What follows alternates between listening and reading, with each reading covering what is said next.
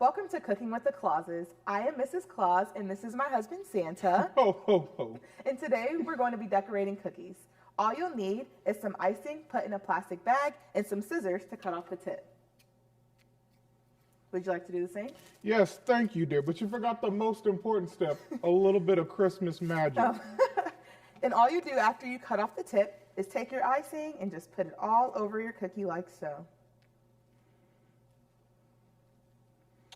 And once you have it iced a little bit, we have these wonderful toppings. My personal favorite is sprinkles, but I haven't met a cookie I didn't like. And I'm going to use some peppermint. So once you've decorated your cookie to your liking, you'll also make some awesome desserts with your family. We also have some pre-decorated cookies from our elves. And hey, Valor, would you like one? Yes, sir, young man.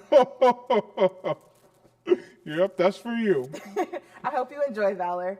And to everyone at home, swords up, happy holidays.